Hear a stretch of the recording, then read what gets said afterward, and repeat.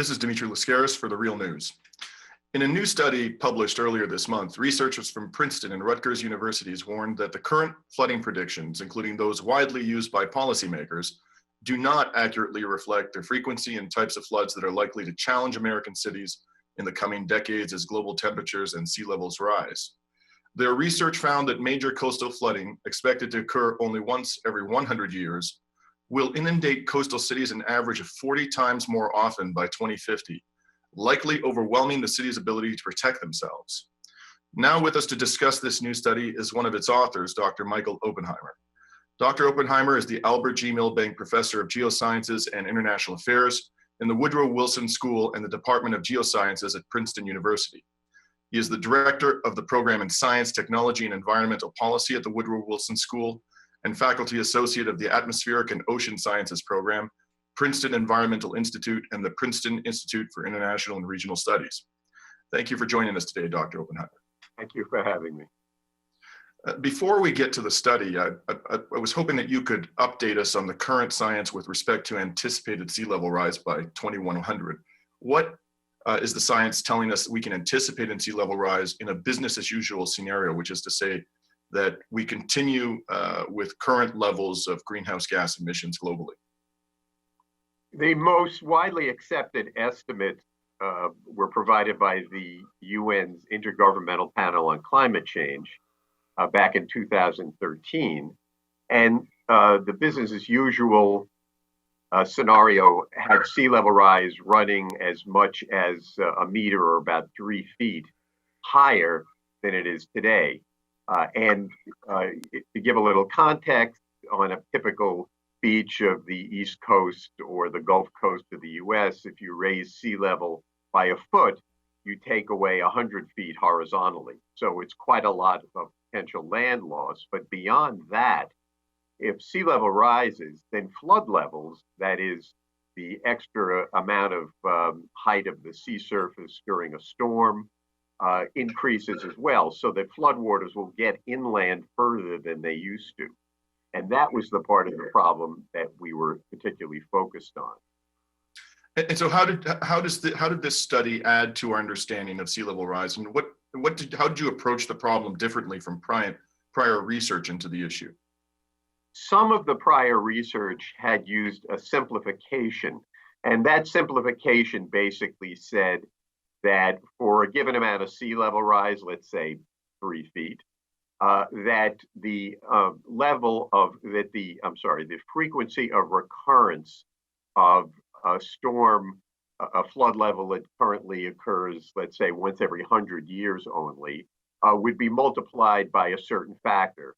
Let's, for argument's sake, just say that factor is 100, so that in some cases, a flood that used to occur only once every 100 years would occur every year. And that was, in fact, what the projection was for many locations along the US coastline.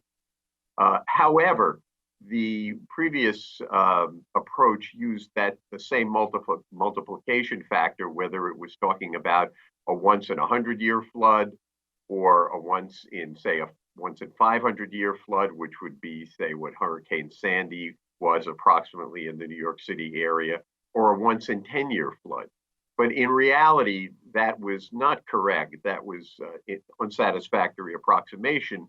So we delved a little deeper into the theory and developed an approximation, which, by the way, has been used by others, which gave a more refined approach and calculated a different multiplication or amplification factor for the frequency of recurrence of floods, whether they be 1, 10, 100, 500, or 1,000-year occurrences in the current climate at the current sea level. And this makes quite a lot of difference, because it meant that for some areas, the estimates that had been produced earlier were overestimating the frequency with which big floods would occur in the future, and some were underestimating them. And that in turn matters a lot, because planners across the United States for towns along the coast are now making decisions about how to defend themselves, and that is how to defend their area or their city against sea level rise, because they know it's happening, they're measuring it,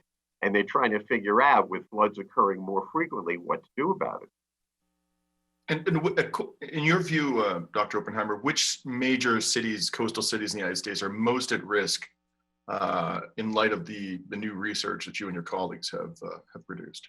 Some of the cities that are most at risk are New York, Miami, New Orleans, and in some ways, some cities on the West Coast, like Seattle. So basically, everywhere is going to see increased risk because sea level is rising everywhere, but it's going to rise by different amounts in different places. And furthermore, different storms, which drive the sea inward and cause these big floods, occur with different frequency in different places. So it's rather complicated to actually do the analysis. But when you do so, you do get this average factor of 40 increase in the recurrence time of a typical 100-year flood by 2050 for the coastline as a whole. But again, the actual amount is going to be different in different places. And if you think about it, that 100-year floods, they don't occur very often. They occur every 100 years. So we're not really set up very well to deal with them. Federal law, for instance, the National Flood Insurance Program, is benchmarked such that people and towns should protect themselves against the once in a 100-year flood. But that once in a 100-year flood in many places is going to occur over the next century, first once in every 20 years, then once in every 10 years, and then by the end of the century, for many cities, it'll be occurring more than once a year. It becomes common, it will become what's now called a nuisance flood. It's something that you deal with essentially all the time. That's a huge change, and we are not prepared to protect ourselves from it. And furthermore, the Trump administration has just eliminated the National Climate Adaptation Program, which is going to make the act of protecting ourselves against sea level rise that much harder. And I hope people have the basic understanding, by the way, that as the climate warms, sea level rises because ocean water expands, the ice sheets melt, and mountain glaciers melt too, and all this adds to the height of the sea level. Right. You mentioned the Trump administration. Obviously, in the current political climate, given President Trump's attitude towards the climate crisis, one would not anticipate a satisfactory response from policymakers at the federal level to this new research. And I realize, taking into account that the research was published only very recently within the space of the last few weeks, do you have a sense that at a state and local municipal government level, your research is being taken thus far with the appropriate level of seriousness, or is it too early for us to tell? Well, there are several locations around the coastlines which are starting to realize this is a bad situation that we're getting into, and they can't wait for the federal government to act. So they're starting to make plans themselves. And that would be places like South Florida, the Boston area, where they've entered into analysis of how bad the situation is going to be. And then places like New York, where they actually are developing guidelines which will restrict development in certain areas along the coast. But all that is very well and good. But the trouble is that most of the funding capability for these projects, and some of them could be quite substantial, would ultimately come from the federal government because local communities don't have the resources to deal with the magnitude of change that's going to be necessary. And until the federal government wakes up to the threat, there's going to be a limit to what local areas can do. They can develop changes in zoning codes. They can require homeowners and businesses to take certain actions to retrofit structures to make them more resilient against storms. For instance, moving the emergency equipment out of the basements. We had a situation where I am here in New York City during Hurricane Sandy, where it turned out that many of the hospitals that were along the coastline had their emergency generators in the basement. So when the electricity went out for the city or for part of the city, it went out for the hospitals as well. So there are now changes in the zoning, in the building code that force existing hospitals to raise their emergency equipment to higher floors so it's out of the flood zone, and so that new critical infrastructure like hospitals can't be located in the flood zone at all. Those are the actions that New York's taking. They're the actions that other cities presumably will be taking, but they get expensive after a while. And the reality is that certain areas can't be protected at a reasonable cost, and that for certain areas, people are going to have to withdraw, businesses are going to have to withdraw, and infrastructure is going to have to withdraw. Right. That obviously has quite significant implications for property values along the coast, I take it. Yes, that's the case. And we have heard, although the information is anecdotal, that especially in South Florida, which in the Miami area has a significant what's called nuisance flooding problem, where just the streets and basements will get flooded, sometimes just due to the high tide, that's starting to affect the real estate industry.